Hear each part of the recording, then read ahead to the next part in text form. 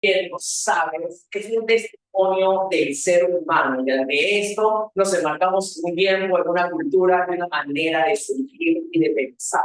Por eso es que cada clase haremos un viaje sobre lo que el ser humano pretende dejar para el legado de la historia.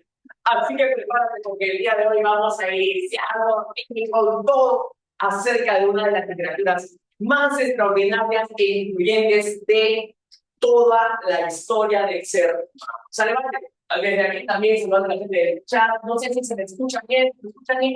Chicos, ¿me pueden, por favor, confirmar también todo ello? Sí, sí, sí. Buena. Si me pongo por acá, también se me escucha. Sí, sí. Para empezar a hacer pizarreña también con explicación.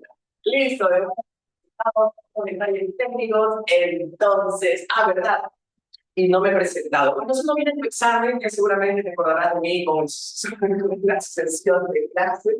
Así que nada, fuerte como siempre para ti con todo cariño. Y por supuesto para darme con todo.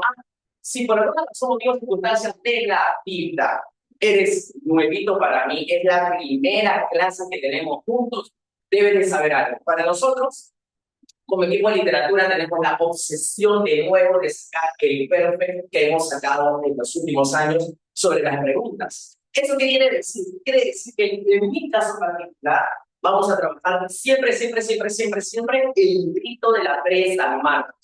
Si no lo tuvieras, se lo voy a enviar a la MIS para que la MIS de nuevo se lo pase a ustedes. Si es que ya lo tienen, por si acaso, fue mi hermana, tú sabes que nunca está de más de renovar justamente el tema de la edición. Porque una de las cuestiones que yo siempre te voy a decir para estudiar son 4 puntos en particular. Como siempre tú ya lo sabes. Lo primero son las características, te las tienes que manejar, porque desde aquí van a formularse las preguntas. Luego, el argumento, obviamente, te tienes que saber la historia. No detalladamente, 5 puntos clave, que por supuesto te los vamos a comentar. Luego, tema principal y temas secundarios. ¿De qué va más o menos la obra? ¿Hacia dónde apunta lo que quiere la universidad? Porque es lo que plantea el libro de la mente. Y finalmente el comentario. Breves reflexiones, análisis que la universidad también plantea y que por supuesto tiene en el examen de admisión. Esos 4 puntos son aquellos que le vamos a dar así con alma, corazón y vida para que tú tengas ya la vacante en tus manos. Eso es por un lado. Por otro lado, también enseñarte a trabajar juntos ese libro. Porque ciertamente es un libro bastante completo, pero hay muchos temas que no vienen, que no han venido y que no vendrán. Entonces, por esa misma razón, que también vamos a ir comentando, pero para que con ello vayamos estudiando juntos y a la par que con eso espero que consolidemos lo que a mí tanto me interesa, que no solamente te apuntan la sombra, que no solamente te entretengas un rato, sino que además lo puedas ensamblar con tu vida diaria, con los demás cursos y que tengas desde aquí una visión más panorámica de lo que es tu mundo académico y por supuesto el mundo que te rodea en la realidad, porque para eso también existe la literatura, para ponernos un espejo delante de nosotros y observar hacia dónde se dirige el ser humano. Muy bien, gente, ahora sí, estoy hablando muy rápido, me veas a decir que por alguna razón, motivos de no me van a estar porque yo trataré de decirte 4 millones de cosas por mi punto, pues mi hermano, hay mucho que contar. Por eso, mientras voy a hacer una estrategia, ahorita voy contando algunas cositas, sale, vale. Y después, listo, empecemos entonces. Listo, hasta que ahora es la clase piña. 11:35. 11:35, listo. Listo. Empezamos. Clasicismo griego se toma en consideración, repito, este clasicismo griego se toma en consideración partiendo de algo que para la cultura occidental es el punto de inicio para entender el comportamiento de nosotros a lo largo de los siglos. ¿Sale? Por esa misma razón es que no van a tomar toda la época arcaica antigua, sino van a tomar a partir de estas dos geniales propuestas, tanto de Iliada como la Odisea. Y te digo por qué. Porque en este momento de la historia lo que se está buscando es que a través de esta literatura las personas se sientan identificadas. De alguna manera también se sientan atraídas para qué, para que también formen parte no solamente del sentimiento patriótico de sentirse griegos, sino también y por encima de todo, ¿por qué no decirlo? Para que vayan a la guerra, para que sientan que su muerte no es simplemente un adorno decorativo de un gran ejército, no por el contrario, que a través de la literatura se perennice, te haga y esa vida fugaz termine siendo también inspiración para las futuras generaciones. De ahí en donde esta literatura tiene esa potencia, creo, chicos, de trascender la ficción para poder generar en el hombre identidad. Eso es lo que también voy a contar el día de hoy. Muy bien, acá entonces voy a lograr algunos aspectos técnicos que tienen que ver también con la cuestión médica. Pues, vamos a ir planteando algunas cosillas acerca de esas dos geniales obras. ¿Qué para la vida ahora?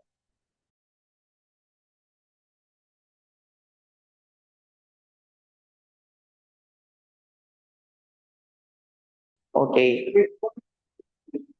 ok, vamos a retomar aquello que habíamos conversado desde un principio y les había comentado que si hay una literatura que va a dar el inicio acerca de la manera en cómo pensamos al día de hoy en esta parte del planeta, del mundo de Occidente, es la literatura griega.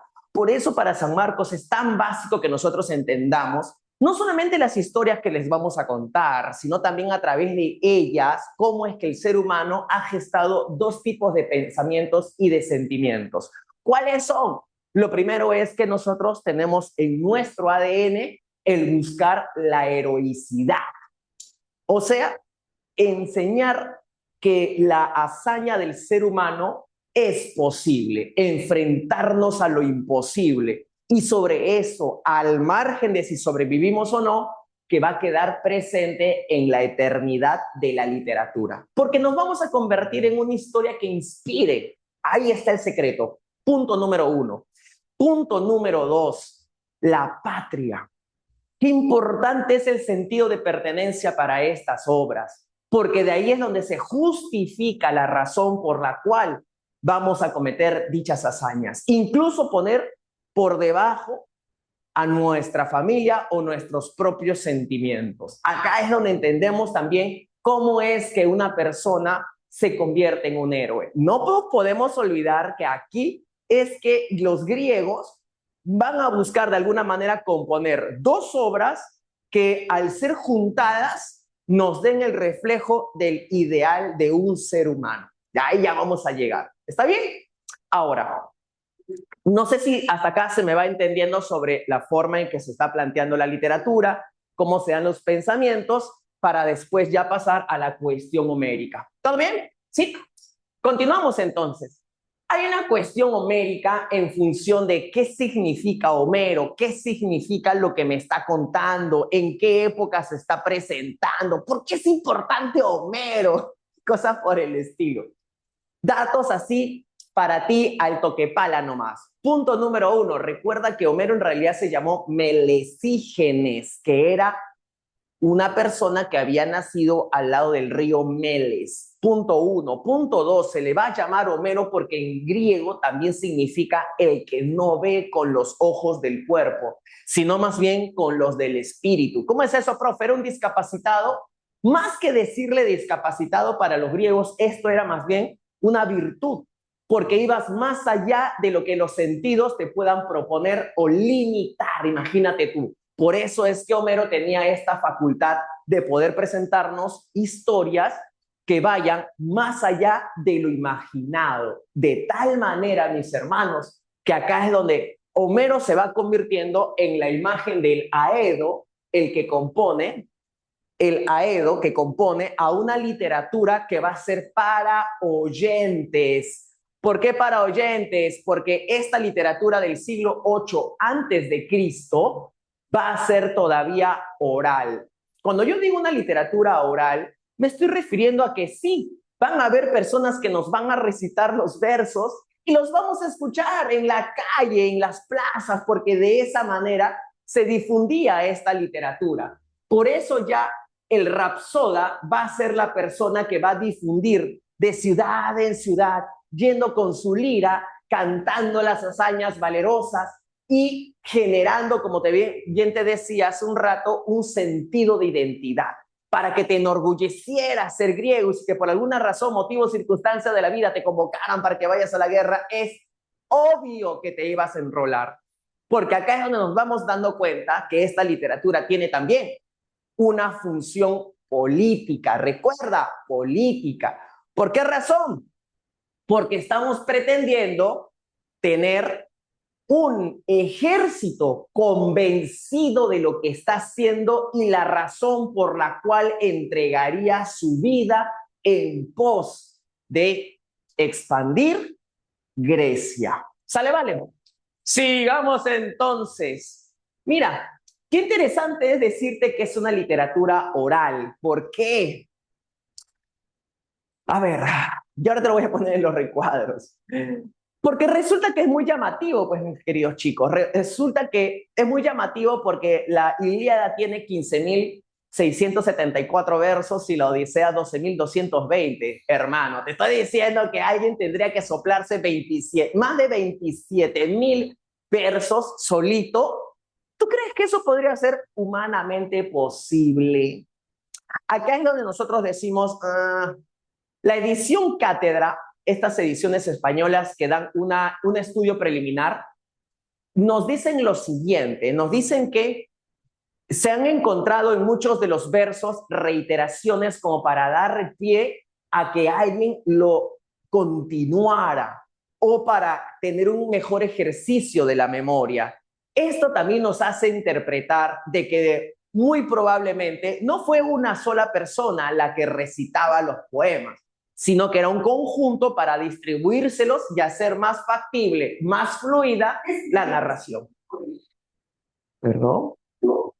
Ok, les decía entonces que para hacer más fluida la narración. Y en este caso, por ejemplo, queridos muchachos, cuando yo me voy dando cuenta que esta narración a su vez tiene elementos que van desde lo emotivo hacia lo religioso, entonces es una mezcla muy poderosa.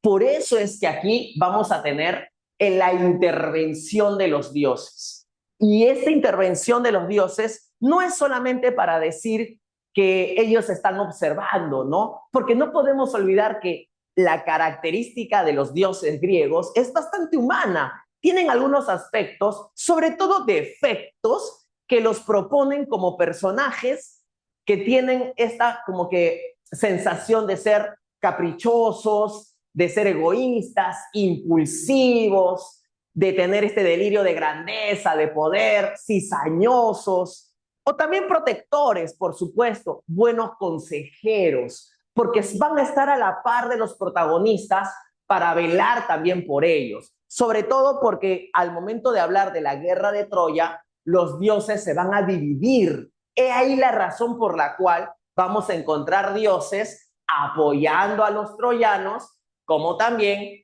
apoyando a los griegos. ¿Sale, vale? Ejemplo, Afrodita obviamente apoyará a los troyanos, también conocidos como etruscos, o Atenea, que apoyará principalmente a los griegos, pues como también se le conoce como aqueos. Ahí es donde nos vamos dando cuenta que estos dioses intervienen y lo hacen de una manera en realidad muy poderosa, sobre todo porque en algunos casos va a definir ciertos resultados para la guerra. ¿Está bien? Entonces, no solamente es una obra que va a tener una función oral, sino que va a tener dentro de esta función oral dos aspectos muy interesantes. Te había mencionado el aspecto de la guerra, la identidad y la forma en cómo yo me siento parte de algo. Y por otro lado, esta religión en donde yo me voy dando cuenta que los dioses forman parte del destino y que ellos a su vez van a definir el curso de la historia. Con esto entonces, yo me voy dando cuenta que la Ilíada y la Odisea van a tener para mí mucha acción, no solamente por parte del hombre inmiscuido en una guerra, sino también la decisión de los dioses para permitir o impedir que un personaje se encuentre con paz o se encuentre con la guerra. ¿Sale, vale? Hasta aquí sobre la intervención de los dioses, queridos amigos. ¿Qué dicen ustedes? Te quiero contar todo, pero sé que estoy con la hora. ¿Vamos bien? ¿Vamos bien? Buena. Gracias, gracias. Sigamos entonces. Ah, ¿verdad? No nos podemos olvidar, por ejemplo, a ver, voy a tratar acá de dibujar, intentar dibujar como una especie de lira, ¿está bien?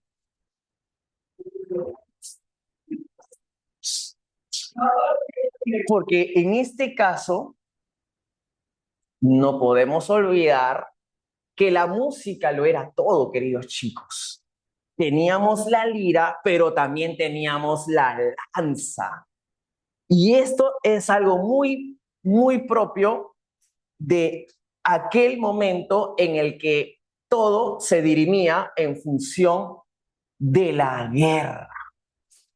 Entonces, no solamente era la música y lo esplendoroso, ¿no? Sino también era, lastimosamente, el designio bélico para tener la expansión de una cultura que se estaba asentando en este territorio. ¿Está bien? Entonces tenemos por un lado la liria, vamos a poner acá la lira, como la música, para un efecto artístico, y por otro lado teníamos la lanza, que significaba también para ellos algo inevitable, que era la guerra. Entonces, quiero que te des cuenta de algo. Entre la música y la guerra había un romance, había como una especie de poetizar la violencia o entender que la violencia forma parte de nuestras vidas, así como la intervención de los dioses. He ahí la razón por la cual vamos a proponerles dos historias sumamente intensas. Vamos entonces, mis hermanos. Me vuelvo loco porque vamos a entrar a una de las historias preferidas del profesor Paul. Vamos con la Ilíada.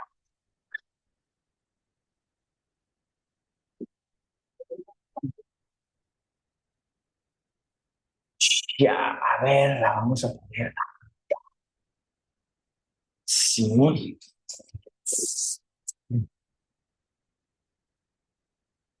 Allá, creo, gente, que voy a hacer un recuadro para uno y para el otro, ¿sale? Para que puedas tener en cuenta ciertos detalles de cada obra independientemente. Porque cada obra tiene acá su locura. Uy, no sabes todo lo que tengo para ti. Uf. Por ejemplo, ¿no? Uno de los aspectos que siempre se resaltan acerca de lo que es la Ilíada es que va a manejar el lado del cerebro en el que está la emotividad, los sentimientos, los impulsos, el ímpetu. Y por eso vamos a ver las furias de Aquiles. Pero por otro lado, en la Odisea no tendremos básicamente ese ímpetu, sino más bien tendremos, ¿sabes qué?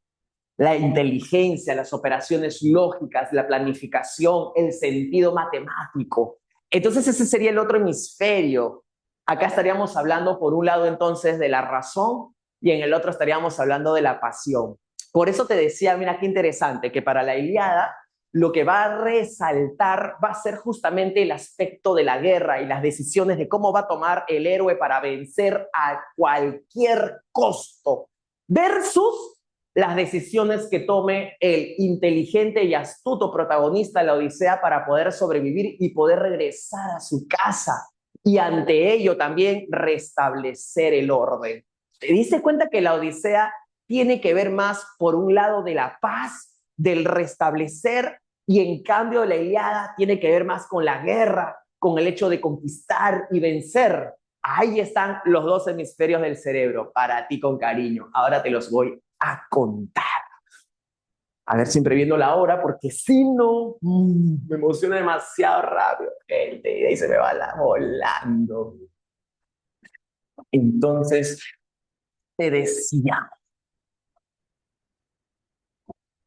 que tenemos estas dos bellezas, estas dos composiciones. Recuérdalo, en un primer momento fueron de carácter y naturaleza oral. Fue una literatura para oyentes y que después va a ser transcrita. ¿Está bien? Entonces, te decía, aquí estaría uno y aquí estaría el número dos. Aquí estaría la Iliada y aquí estaría la Odisea. Cuando yo hablo de la Iliada, vamos a decir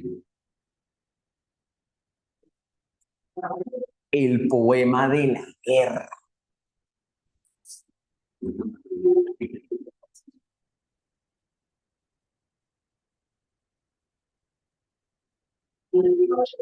Y cuando yo hablo de la Odisea, hablo de el poema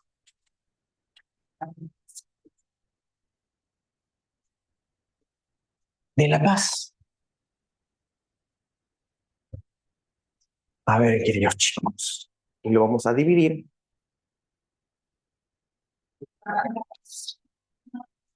Que también.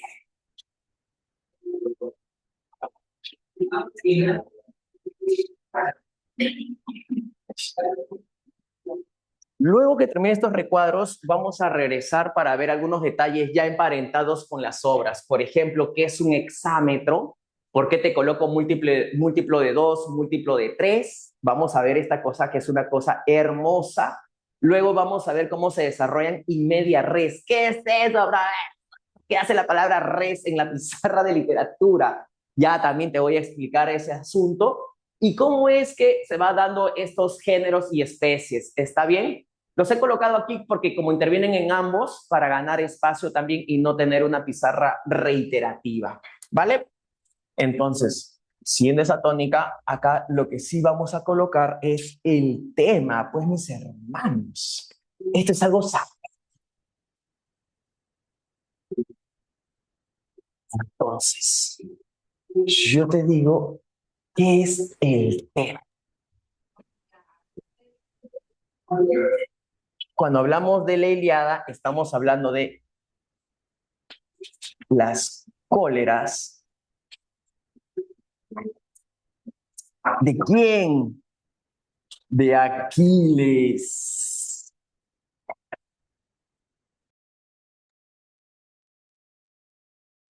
Y sus funestas consecuencias. Ahorita te cuento un poquito sobre eso, ¿sale? Mientras que acá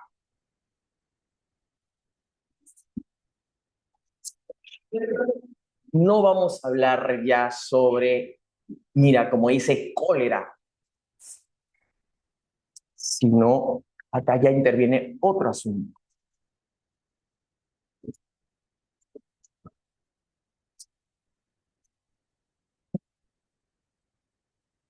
Listo.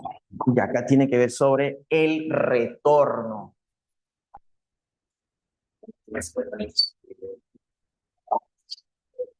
El retorno de... Acá tiene dos nombres, queridos chicos. Podremos decir, esta es la versión oficial griega, Odiseo. Y la versión latina lo llama Ulises. Así que se está refiriendo al mismo personaje. ¿Está bien? El retorno de Odiseo, Ulises. Ahí está.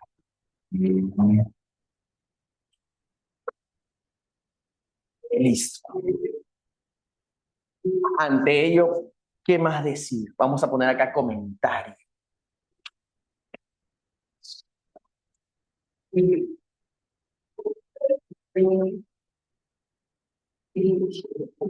¿Cuál será el comentario? Acá. Bueno, en realidad acá el libro de la PRE propone algunos aspectos para tener una consideración adicional, ¿no? Como por ejemplo, a ver, vamos a colocar aquí, destino de Troya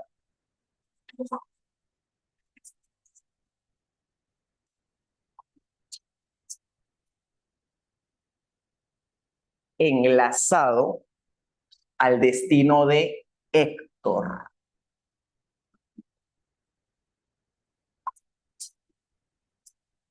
A ver.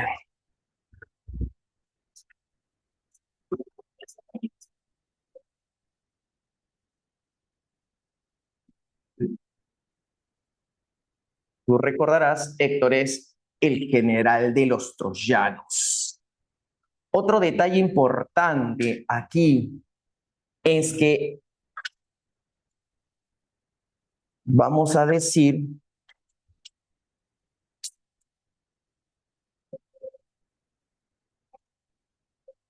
que la muerte, o en todo caso, ¿no? La guerra tiene lastimosas pérdidas. ¿Sí? Entonces vamos a colocar aquí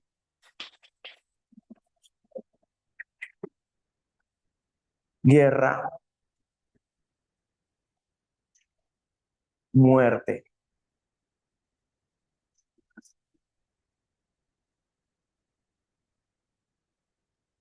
Pero también se rescata ¿qué cosa?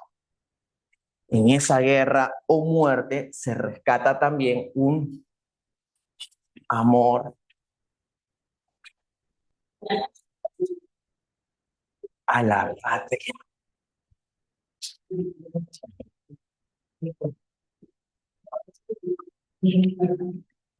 Finalmente, un detalle más de la Ilíada respecto del comentario. Y es que como te habrás dado cuenta, en este caso, se está brindando ese destino de Troya porque estamos inmersos en la guerra de Troya. Y esa guerra de Troya va a durar 10 años, no te olvides. Y esos 10 años no van a ser descritos ni en la Ilíada ni en la Odisea. Esta se va a dar solamente por eso in media res. Por ejemplo, y es algo que te voy a colocar aquí después, se van a proponer los primeros 51 días del noveno año. Entonces ahí es donde tú dices, ya, por esa misma razón, entonces. Ya, ¿me están diciendo en la cámara? Perdón, solamente se visualiza. Ya, entonces entendiéndolo de esa manera, ya, lindo, gracias, Miss, muchísimas gracias. Ya. Les decía entonces que se da en un in media res porque lo que nos va a plantear es que se va a dar los primeros 51 días del noveno año, o mejor dicho, del último año ya de la guerra. ¿Está bien? Entonces, tampoco te va a contar el final. Mira tú, ¿por qué razón? Porque el final se contará de manera indirecta en la Odisea.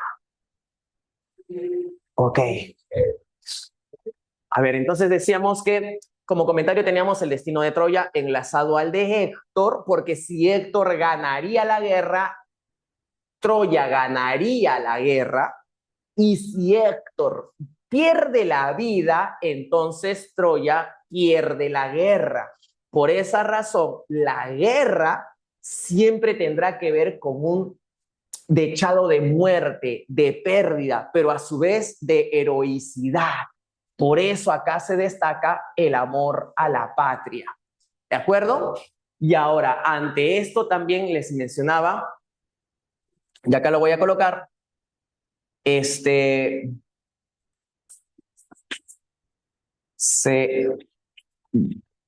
determina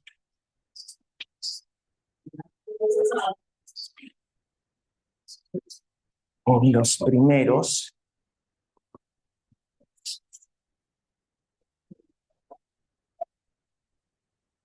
51 días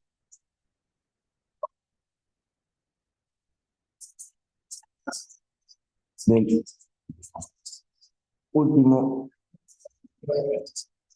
año de guerra. Listo. Bien. ¿Cómo empieza la Ilíada, mis hermanos? Algo que me encantaría compartirles a ustedes.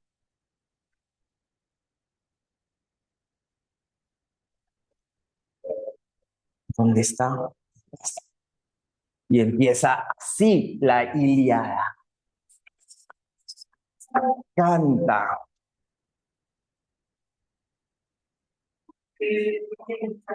Odiosa.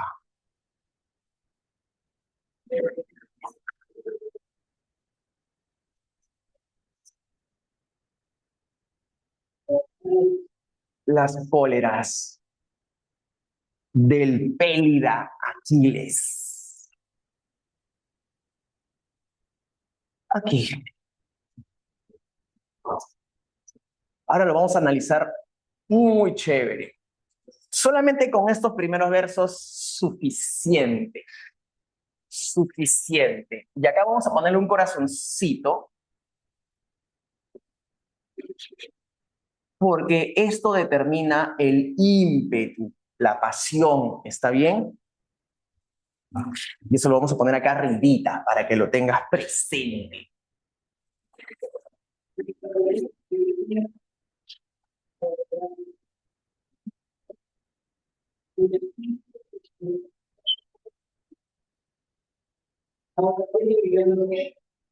Y acá le vamos a poner una separación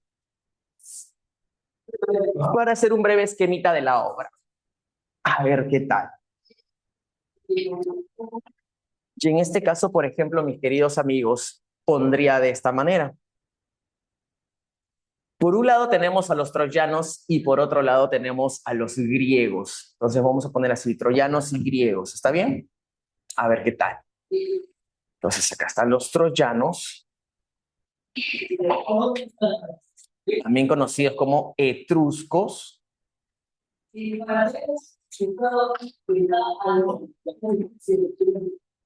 versus los aqueos, también conocidos como los griegos.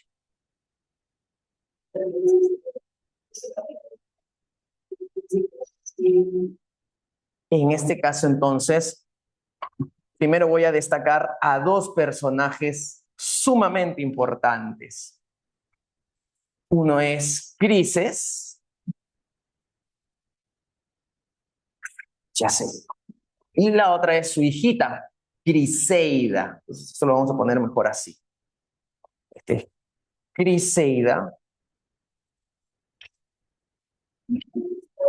y este es Crises. De Crises se va a destacar Apolo, ahora te voy a contar.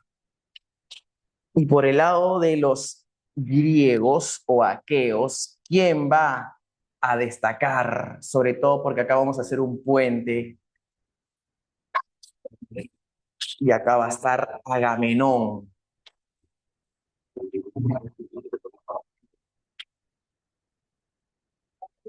Que luego tendrá que ver con otra señorita llamada Briseida. Y Briseida tendrá la primera cólera.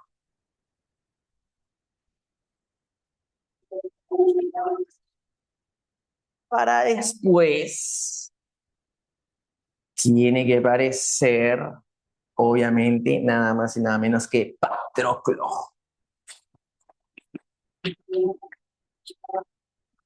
Y con él se destacará la segunda cólera. Y todo esto es en función de quién? De Aquiles.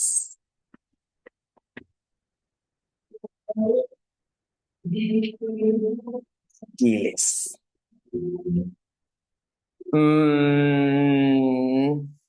Lo vamos a poner más abajito para que sea más ordenadito. Sí, porque con él cerramos. Suficiente para que tengas a los más importantes y no te llenes de nombres. Ahí está. Y por el lado de los troyanos, acá tenemos que hacer la mención, por supuesto, de Príamo,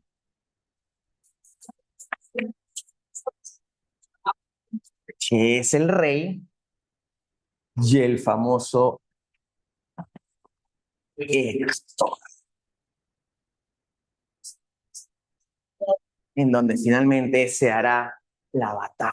No puedo poner este símbolo, ya me di cuenta, porque esto es de espadas y ellos son de lanzas. Así que lo pondremos de esta manera. Claro, pues, gente, siempre respetando el tiempo.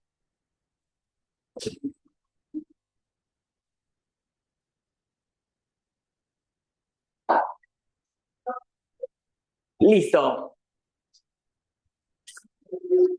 Y por el lado de la Odisea, si acá dice el poema de la paz, acá debo entender algo. Acá vamos a hacer...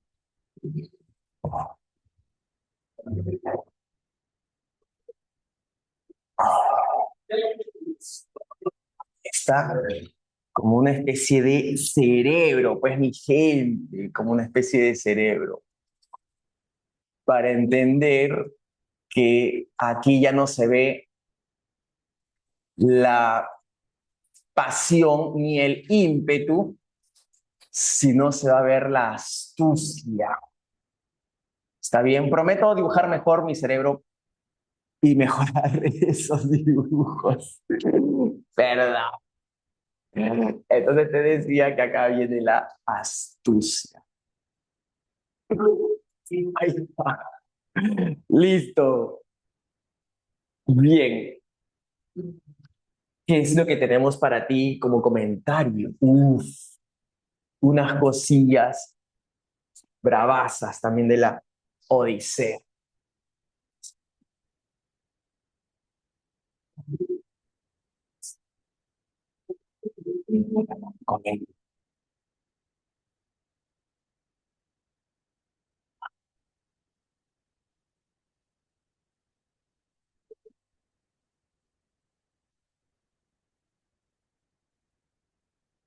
En este caso, por ejemplo, aquí vamos a decir que la vida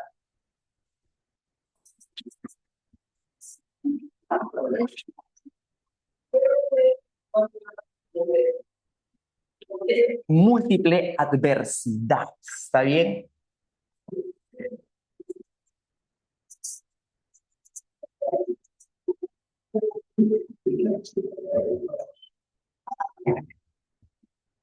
Por eso aquí se resalta qué cosa,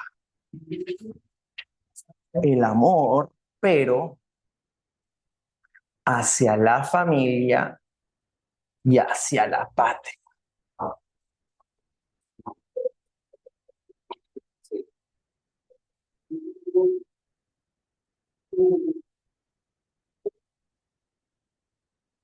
Algunos detalles que no podemos dejar pasar, porque resulta que cuando nosotros estamos hablando de la Odisea, a ver, acá colocamos a Odiseo,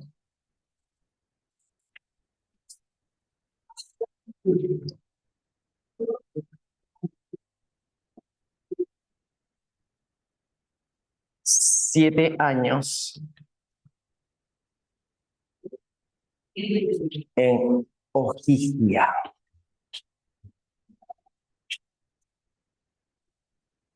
Y la isla de Ojigia, ¿quién está? Calipso. Importante tener este dato.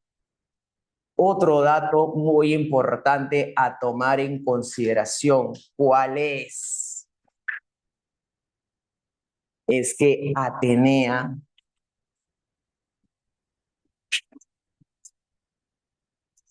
lo ayudara.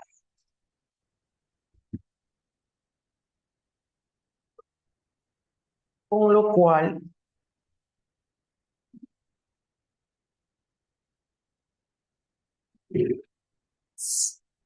y te voy a decir otras cositas más porque ya me di cuenta que el espacio es muy reducido para seguir diciéndote algunos detalles muy importantes. Cada día, háblame.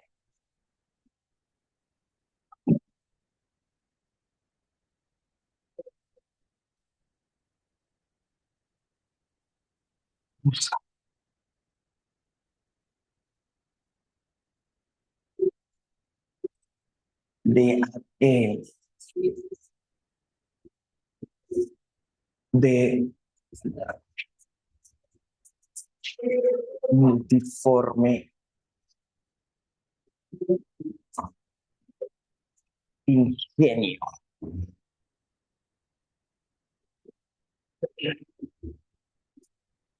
Ujú. Bien, y aquí voy a poner mejor las tres partes para tenerlas presentes y también organizarnos en la manera en la que se va a dar la jugada maestra. Estructura vamos a poner, ¿sale?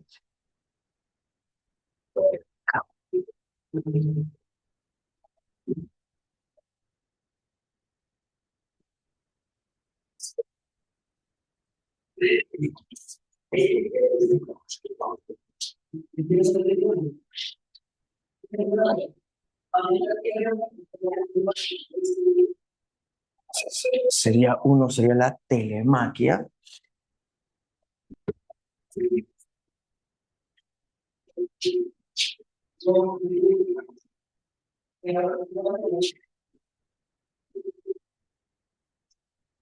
Acá estaría la búsqueda.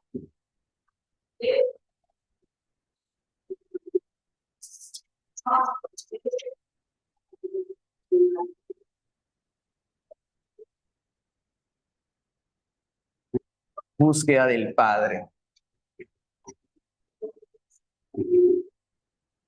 Pregunta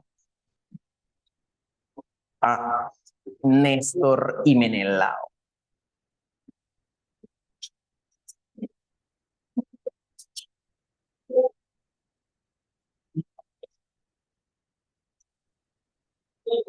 Listo. Y luego tenemos la número 2, que son las aventuras de Ulises.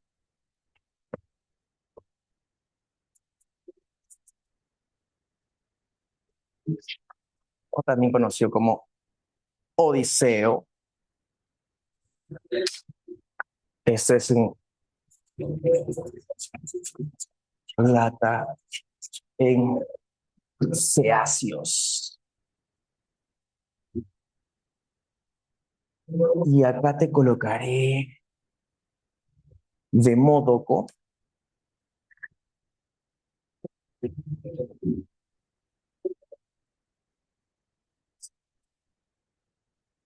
Canta el final de la guerra.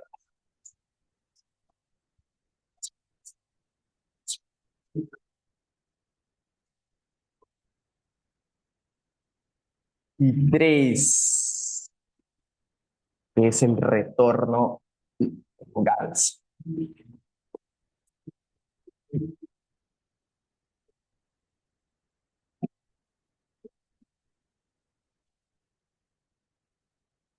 Gana la competición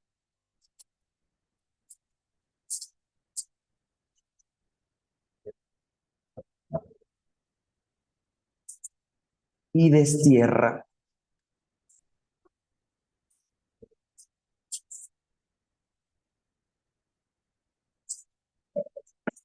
los pretendientes. Perdón que me haya salido el recuadro, pero ya era la yapita, ¿no? Para poder tener la gran mayoría de los datos posibles, mis queridos hermanos. ¿Cómo vamos de tiempo? Yo creo que estamos hermosos. Ok, Muy bien, ya está toda la pizarriña. Listo. Sobre todo porque de ahí tenemos que desarrollar las preguntitas, ¿ves, mis hermanos? Por supuesto. Entonces, retomamos. Te había mencionado que el clasicismo griego plantea la manera de entender la vida a partir de la literatura. Y esta literatura por eso tendrá una función política, porque nos va a tratar de insertar esa necesidad de crear una identidad y por la cual también nosotros dar hasta nuestra propia vida en pos de esta cultura. Por esa misma razón es que vamos a hablar por un lado de la guerra y también por un lado de la religión, porque acá es donde aparece, para tenerlo muy presente, la intervención de los dioses. Por eso es que es un género épico. Es épico porque vamos a cantar hazañas, grandes proezas, superar múltiples dificultades en donde el personaje tiene que estar llevado a su más grande límite. Y en ese sentido, la epopeya será la especie, tanto de la Ilíada como de la Odisea. Cuando yo digo epopeya, me estoy refiriendo a la hazaña de guerreros en donde intervienen los dioses. Cuando yo te digo que intervienen los dioses, no solamente es que están mirando y, bueno, por ahí de pronto a alguien se le ocurre lanzar una maldición o de pronto una aparece y disfraza al otro de la nada. No, pues, obviamente hay una intención porque se está mirando la famosa guerra de Troya, que va a durar 10 años. Ante esto, yo recuerdo que te había mencionado que tenía por eso una temática heroica y porque además estamos viendo un mundo aristocrático. ¿Cómo que un mundo aristocrático idealizando el pasado o la edad heroica? Porque si te das cuenta, estamos hablando de valerosos guerreros, generales, reyes, además de dioses. ¿Eso qué quiere decir? Que los personajes que protagonizan las historias son personajes de una alta alcurnia o alta posición socioeconómica. Y en ese sentido, queridos muchachos, se realza ese mundo aristocrático, pero enalteciendo lo que es este sentimiento por la patria y por la familia. Con ello, entonces, ingresamos a la Ilíada. Mira, Ilíada de Ilión, ¿de acuerdo? Ilíada de Ilión, que tiene que ver con un territorio que después tendremos en mente, como te mencionaba, en este caso el territorio de Troya, ¿no? Y Troya, con el paso de los años, se convertirá en Roma. Mira tú, por eso que cuando hablamos de troyanos, hablamos de etruscos y hablamos de romanos a la vez. O por el contrario, si hablamos de los griegos, estamos hablando de los aqueos o helenos con el paso de los años después. Ahora, vayamos a la Ilíada. Yo te había mencionado que en este caso tiene 24 cantos, tanto la Ilíada como la Odisea. Mira que no te coloqué el número de versos. Te había dicho que la Ilíada tenía 15.674 y la Odisea 12.220. Ya lo vamos a poner ya para que sea bonito. Aquí 15.674 y aquí 12.220. Son aproximaciones nada más, mis hermanos, para que los tengas presente. No es un dato que determine tu ingreso, pero sí para entender algo, como te mencionaba al inicio, ¿no? Que en la cuestión homérica nosotros entendemos que al ser una literatura oral, entonces se necesitaba pues evidentemente de más de una persona para que pueda cantar, no solamente para un público grande, sino también para darle fluidez, porque imagínate que tú cantaras 27.000 versos y una vez terminado ello, tener recién que irte a otro lugar para volver a cantar los 27.000 versos. ¿Te parece que ahí sería muy improductivo, verdad?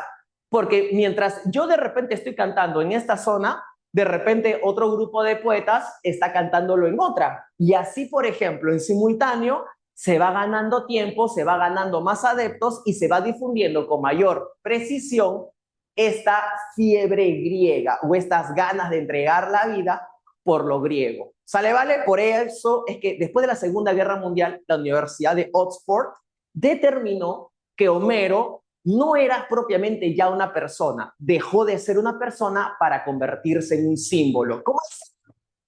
Por ejemplo, tú recordarás que el triángulo de Pitágoras no lo inventó Pitágoras, sino lo inventaron sus alumnos. Y al inventarlo los alumnos, en honor al maestro, le colocaron triángulo de Pitágoras. Ah, ya, profesor. Por eso es que se asume que varios rapsodas, porque son los que cantan, son los que interpretan, ellos, al haberse congregado para un grupo, seguramente lo mencionaban desde el lado de Homero, como el símbolo de quien observa con los ojos del espíritu, ya no con los ojos del cuerpo, porque no ves que no está presente. Ah, mira, ahí también funciona esa figura. Por otro lado, también decirte que ellos utilizaban el hexámetro. El hexámetro, como su mismo nombre lo dice, 6 pies, porque en verdad la expresión exacta es hexámetro dactílico. Pero más allá de esa precisión es que son en 2 golpes de 3. ¿Cómo que en 2 golpes de 3? 1, 2, 3, 1, 2, 3. Así, gente. Porque recuerda que en un principio para cantar tenías que tener una movilidad. Ah, ya, de ahí viene la matemática, por supuesto. Múltiplo de 2, múltiplo de 3. Ahora, si sigamos con los números de múltiplo de 2 y múltiplo de 3, date cuenta. El mundo griego se divide en 2 obras, la Ilíada y la Odisea. Hemisferio de los sentimientos, Ilíada, hemisferio de los pensamientos, la Odisea.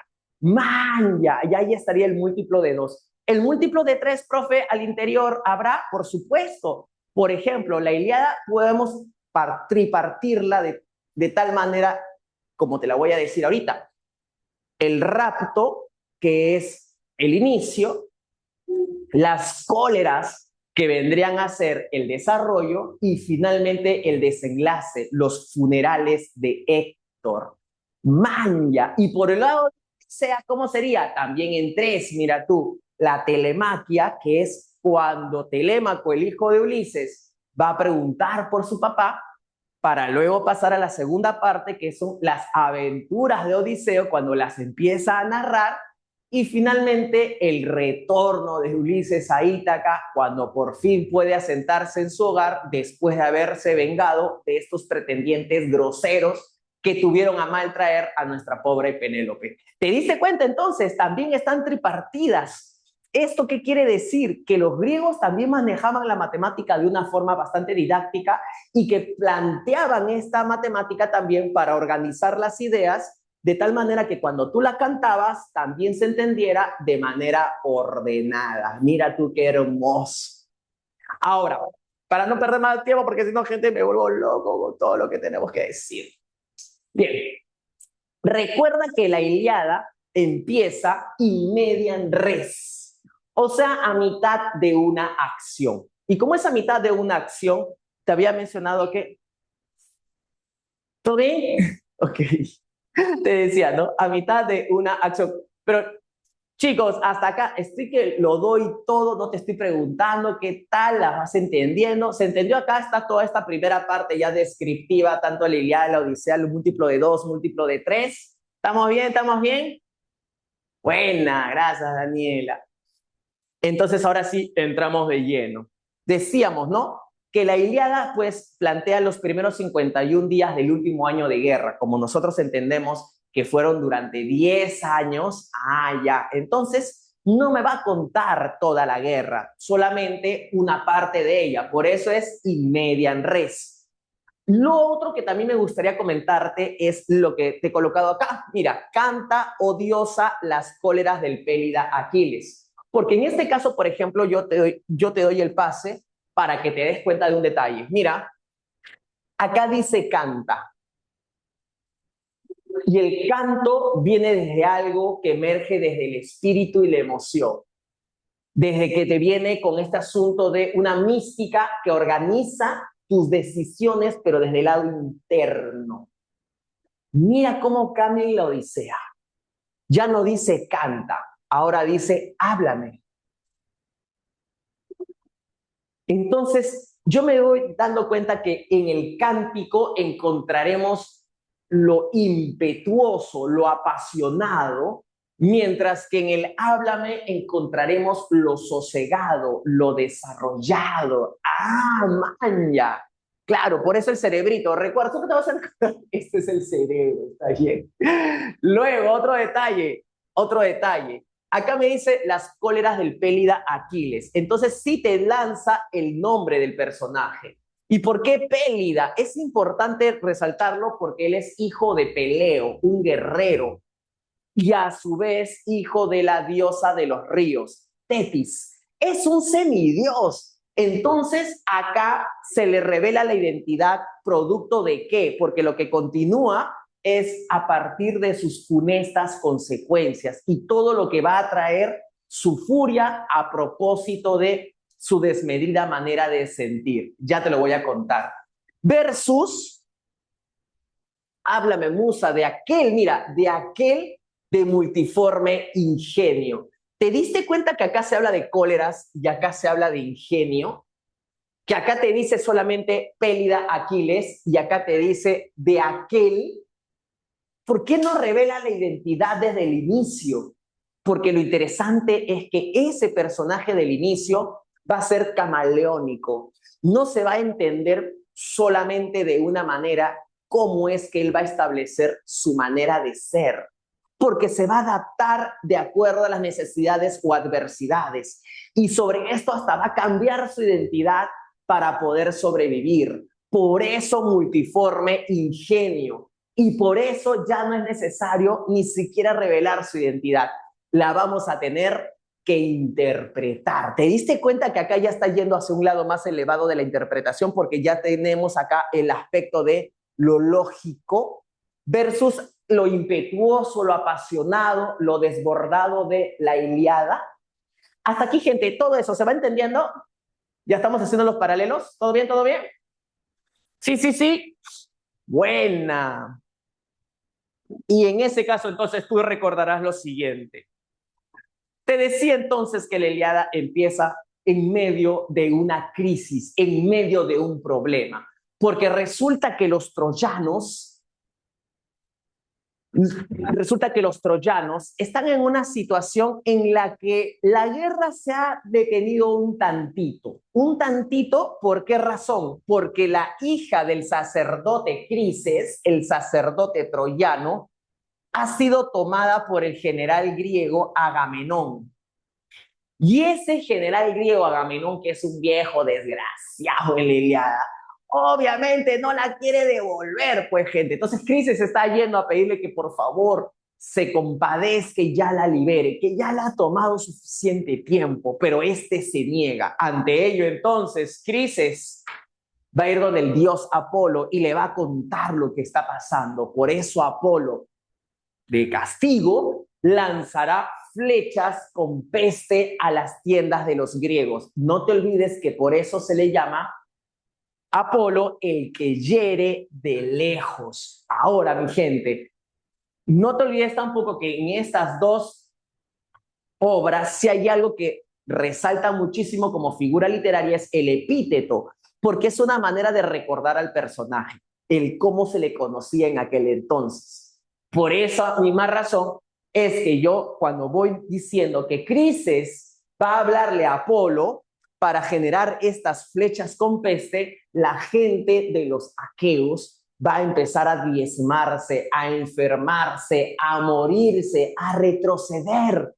Y es acá donde los troyanos van sintiendo que gracias al apoyo de Apolo es que van a tener cierto éxito. En este preciso momento se arma una junta entre las cabezas para entender qué es lo que se puede realizar. Acá es donde todos se ponen de acuerdo, donde le van a tener que decir a Agamenón, ¿sabes qué, Agamenón? Devuélvela. Ya no puedes seguir perjudicando más al ejército. No te pases. Ya, por favor.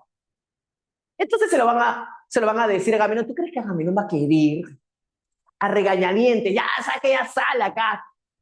Y la bota. Pero no contento con eso, obviamente, va a encontrarse con otra mujer. Y como él no se va a poder contener, la va a raptar también. Con lo cual, lastimosamente, va a generar un desastre. ¿Por qué?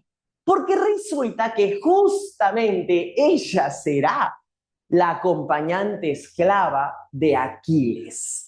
Acá no te puedes olvidar que Aquiles es alguien que tiene un espíritu muy apasionado, que de la misma manera con la que te puede querer, con la misma intensidad, te puede castigar. Por esa razón, cuando sale en escena Aquiles llamando a Briseida, Briseida, Briseida, Briseida, Briseida. Y en ese preciso momento, cuando se da cuenta que no está a su lado, ya empieza a perder los papeles. Y por eso la gente que lo empieza a admirar empieza a sentir la gana de que decirle, Aquiles, ¿sabes qué? Como que pareciera que yo le he visto para allá. Acá es donde Briseida y se da cuenta que la tiene, no tiene a Agamenón. Y es por eso que cuando va asosado a tomar a Briseida, lo que pasa es que por esa razón yo no voy a pelear. Y ya no quiere pelear, gente. Ahí es donde se da la primera cólera de Aquiles. Recuerda, ¿por qué no quiere pelear? Porque han tomado capturada a su esclava. ¿Te has dado cuenta la razón?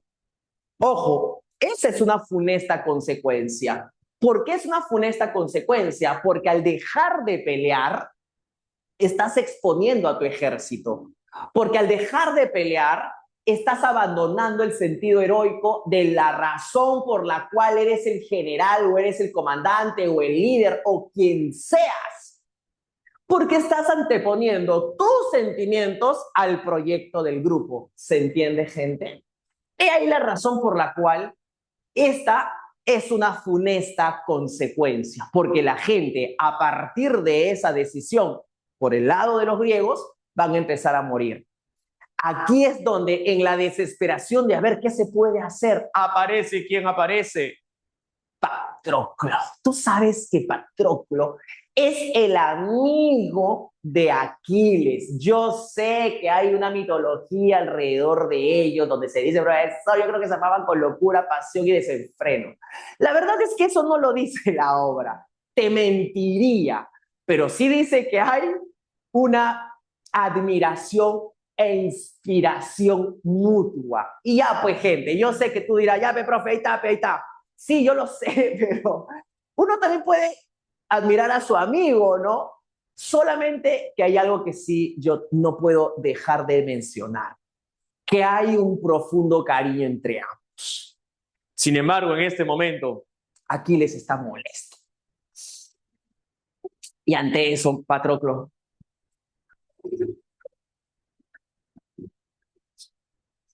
Patroclo, Aquiles, ¿por qué no vas a pelear? Tienes que ir. Lo siento, Patroclo. Han herido mi dignidad. Pero no te estás dando cuenta que están muriéndose todos los griegos. No te entiendo. Aquiles, tú siempre estás diciendo que tenemos que ser los más geniales y los más poderosos y de pronto ahora en el momento de la verdad ya te niegas solo porque te han retado a esa esclava. No es solamente la esclava, Patroclo. Y, y si de repente, para darles un envión anímico a las tropas, yo uso tu armadura, ¿me dejarías ponerme tu armadura? En ese momento, mira tú, Aquiles, que es tan celoso con sus cosas, no lo sé, Patroclo. Ay, Aquiles, soy yo. Mira, él tranquilamente pudo haber decidido lo siguiente. Pudo haber dicho, lo siento, Patroclo, tú me importas demasiado, te puede pasar algo, ¿sabes qué? Mejor yo voy a la guerra y ya, tú quédate acá tranquilo, nada más. Pero no, le ganó el orgullo y le dice, está bien, puedes llevarlo. ¿De verdad? Pero ten cuidado, Patroclo. No vaya a ser que te pase algo y no, me voy a cuidar, está bien. Y va, Patroclo. Se pone la armadura.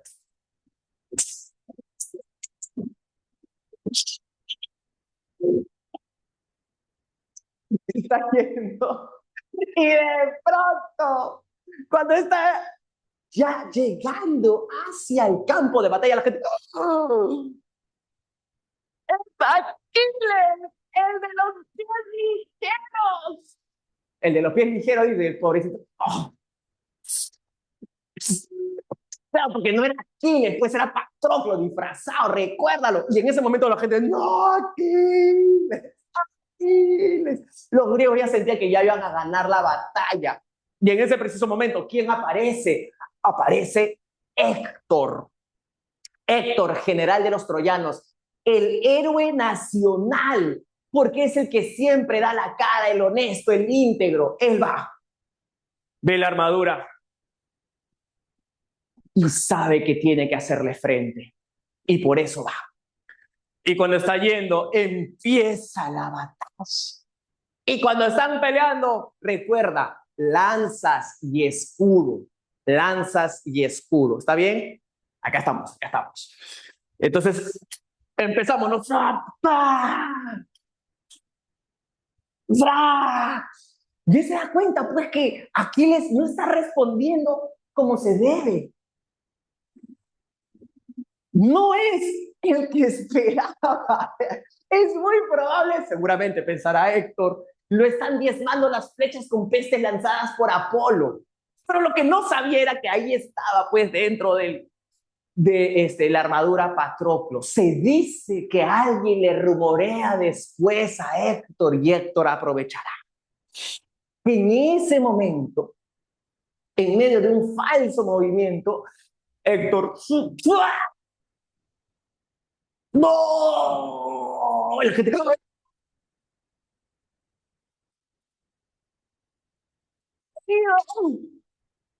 Héctor, como es un héroe nacional, digno siempre, deteneos, deteneos. Por tan valeroso guerrero, les daremos 3 días de duelo. Y se retiran los troyanos. En ese preciso momento, nadie lo podía creer, porque había caído el máximo guerrero. ¿Recuerdas lo del comentario? El destino de Troya enlazado al de Héctor. Acá también lo tenían presente. El destino de Grecia de repente estaba enlazado al destino de Aquiles. Y aquí es donde ya todos daban por perdida la guerra. Pero, sin embargo, Agamenón se acerca. Le parece raro lo que ha visto. Descubren el casco. Y cuando descubren el casco, ¡ah! No era Aquiles, era Patroclo. Y Agamenón, ni corto ni perezoso, empieza a pensar en un plan siniestro. Mientras tanto, en las tiendas griegas, ¿dónde está Patroclo? ¿Qué le ha pasado al Patroclo? Nada por aquí, nada por aquí. Y ve hacia lo lejos el resplandor de su armadura que viene con la comitiva. Él de pronto se está dando cuenta que no está viniendo él, lo están trayendo. No puede ser. Y va, tienden el cuerpo. Lo abre.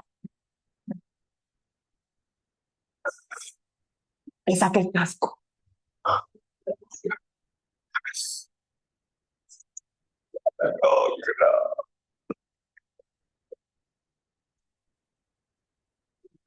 Y en ese momento, Agamenón, no sé si sabías que humillaron el cuerpo. ¿Qué? Patroclo, y a tu armadura. Y en ese momento, la furia irrefrenable el poder de un semidios empezó a buchir y a quemar por las venas de aquí. Y nada podría detener para que él de nuevo vaya. Porque le han arrancado un trozo de su vida. Y quiere que se pague. Muy claro. Y por eso le pide a su hermano Hefestos que le haga otra armadura. Y va a ir con su carromato.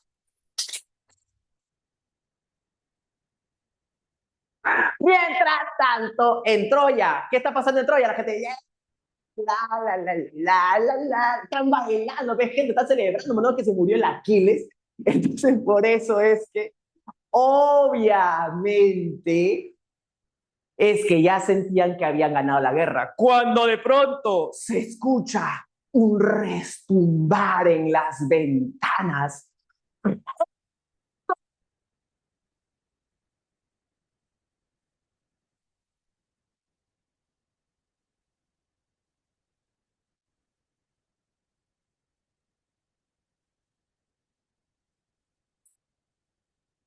Y al escucharlo,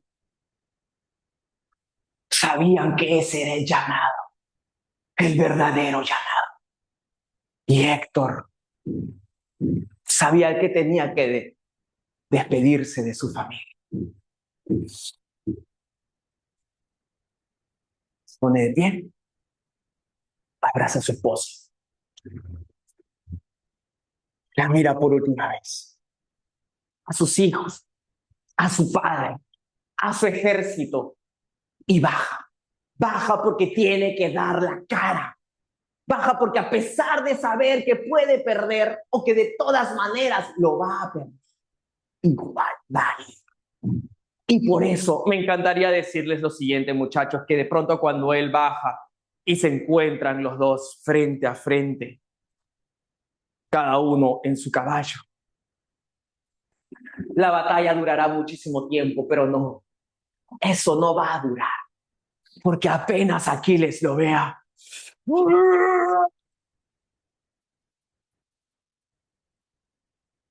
va a ir y lo va a destrozar, gente. Y en ese momento, recuerda, ¿quiénes los están mirando? Los están mirando el papá, la mamá, la esposa, el hijo, el ejército, los conciudadanos, todos en el palacio troyano. Y en medio de ello, y su furia desenfrenada, que de inmediato lo atraviesa con la lanza.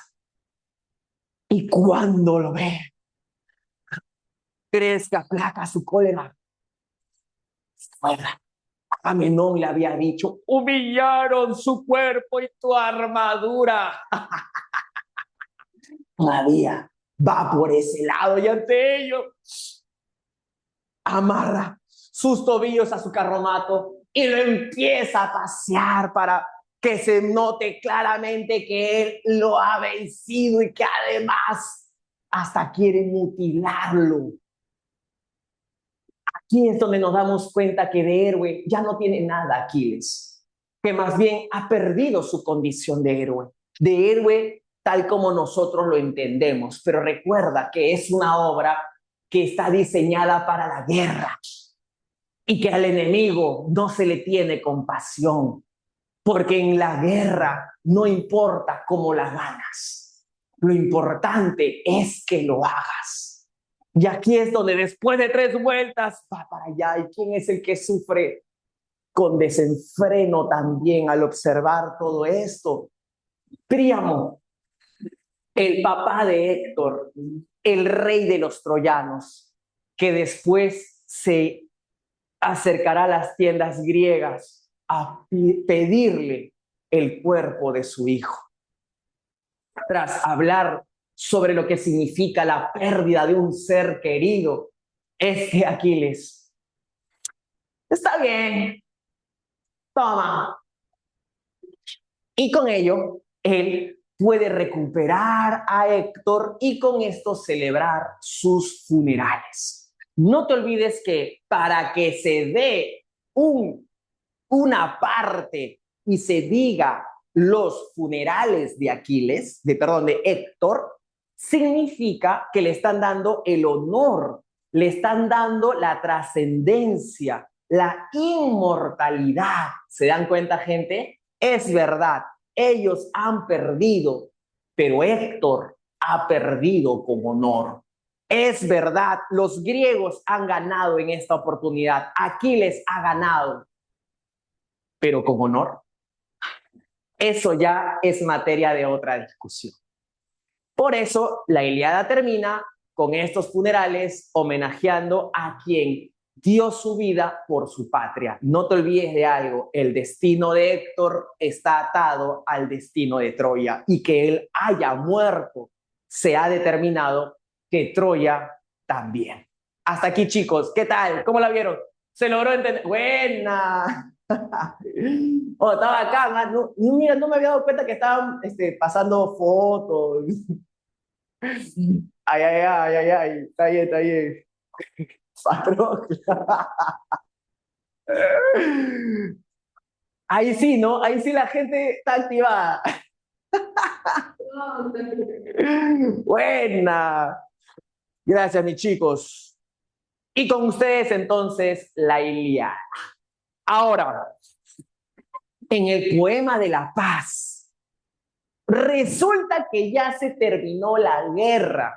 Acuérdate cómo empieza la Odisea. La Odisea empieza cuando ya la gente se está regresando a su casa, pues, ya por fin, ya terminó.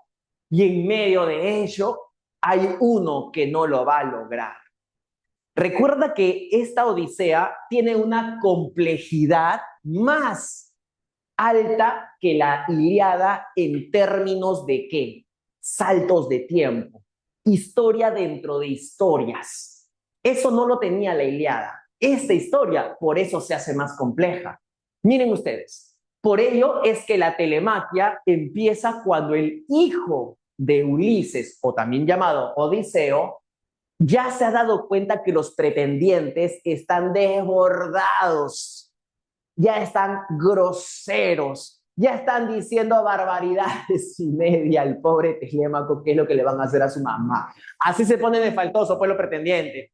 Pero resulta, ¿por qué? Porque ya han pasado muchos años y ellos no han recibido la respuesta de Penélope para poder, ahora sí, casarse con alguno de ellos. Acá es donde Telémaco tiene que ir a buscar, o mejor dicho, preguntar sobre su padre, a Néstor y Menelao. Ellos le dicen, oye, Cholo, yo pensé que ya había regresado, acá todos hemos regresado, no sé qué ha pasado. A ver, vamos a contactar a Zeus. Contactan a Zeus. Aló, Zeus. Oh, papi, una consulta. Falta alguien, please, pero no sabemos si falta porque ya, o porque se ha ido ahí de parranda un poco antes de regresar a su casa. Confírmanos, pues, hermano, no sea malo. Gracias. Entonces Zeus saca la tablet. No, mentira. Todo eso tú ya sabes que es parte de la decoración, ¿no?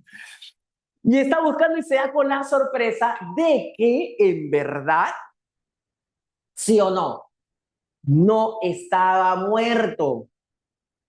No sé si decir que estaba de parranda, pero ciertamente estaba en la isla de Ogygia, la isla de Calipso, en el que ya había permanecido varios años. No te puedes olvidar de algo. En ese momento, ya Odiseo había vivido muchas de sus aventuras, mis hermanos. Solo que acá, si te lo estoy contando de manera de cómo está estructurada la obra, es por eso que después vamos a tener que retroceder en el pasado. ¿Sale, vale? Entonces, te decía esto, ¿por qué? Porque en términos así concretos y resumiditos, en la telemaquia es que van a pedir que Zeus observe. Zeus se da cuenta y por eso, por intermedio de Hermes, se le va a notificar a Calipso para que lo deje en paz, o sea, lo deje libre. Lo que nadie sabía era que Calipso estaba totalmente enamorada de él. Así es. Y no sé cómo defender a Ulises de lo que te voy a decir, pero te lo tengo que decir. Porque hay una frase, mejor dicho, hay una pregunta de la del ciclo anterior que justamente colocan el fragmento en donde está conversando Odiseo con Calipso. Y en esa conversación se le está diciendo, ¿qué cosa? Que por más que ella sea más hermosa que su esposa, él siempre querrá regresar a su casa. ¿Por qué esto es importante? Porque al final de cuentas, Ulises sí va a tener hijos con Calipso.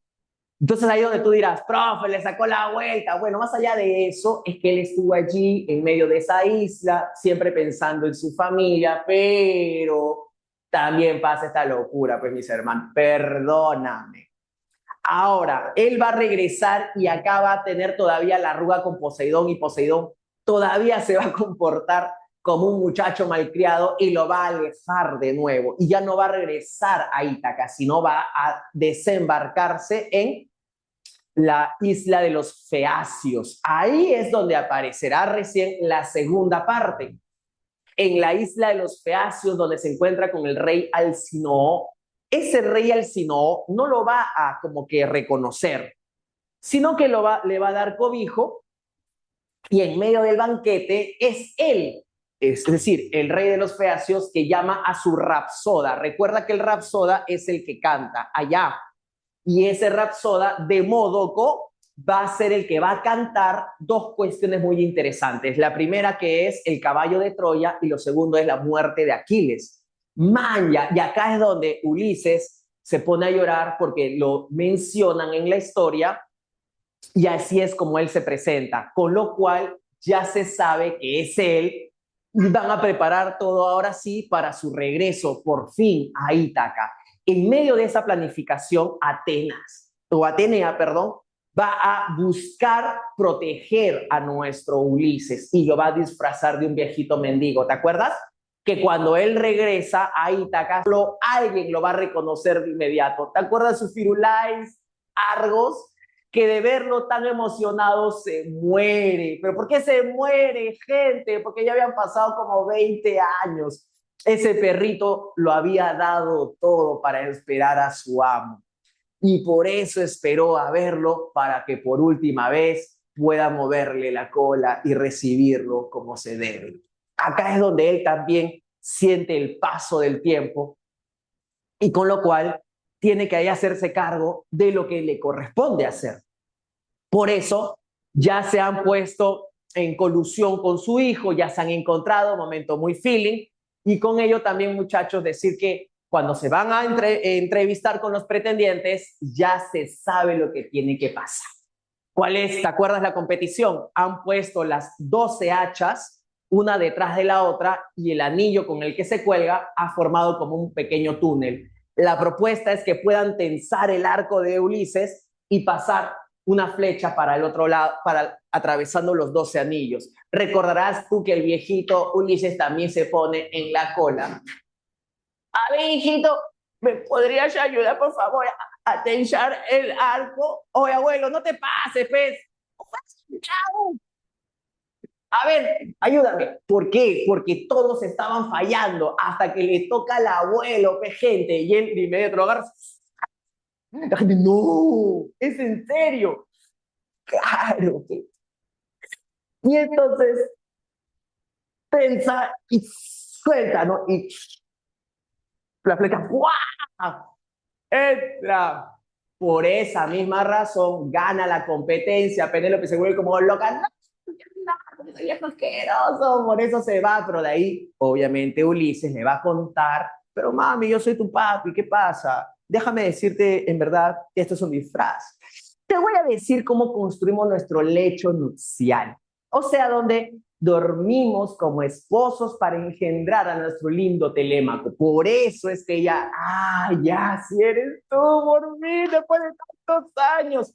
He ahí la razón por la cual, que ya en colusión, con todos los allegados que ya sabían de manera secreta que estaba ahí Odiseo, es que salen con todo, ¡ya! Y empiezan a matar y a vengarse los pretendientes groseros y botarlos, hasta que se restablece el orden y con ello Ítaca de nuevo pasa a ser regentada por Ulises. Recuerda que le tomó 20 años poder de nuevo estar con su familia. Y sí, estuvo bajo el control de Calipso, Lucía, solo que para muchos ese control no era tan explícito porque conversaba con él, ¿no? Entonces, ahí como que, por eso no lo mencioné como si fuese determinante, que estaba hechizado y de pronto un día abrió los ojos y ya tenía hijos, ¿no? No tanto así, pero sí sufrió, no es si sufrió, vivió una seducción por parte de Calipso. ¿Está bien? Hasta aquí, chicos, ¿qué tal? ¿Se logró entender? ¿Todo bien, todo bien, todo bien? Sí, lo logramos, gente. Ahora, yo sé que es 11:35, ¿verdad? Sí. O sea, ya terminamos. Está bien. Le voy a, le voy a dejar las claves a la Miss con todo el cariño y de hecho pues con todas las ganas de poder volvernos a encontrar. Espero que la hayan pasado recontra bien. Desde aquí para nosotros, la familia de Aula 20, siempre va a ser un profundo honor y una felicidad poder compartir con ustedes. Desde aquí también, profesor Polverde, humildemente, hasta la próxima oportunidad, Dios mediante, siguiente lunes con la Miss también. Muchísimas gracias, chicos. Que les vaya hermoso. Ya les estoy mandando también ahí unas cositas adicionales. ¿Sale, vale? Nos vemos, chicos. Hasta la próxima. Un abrazo para ti. Vamos con todo. Chao, chao.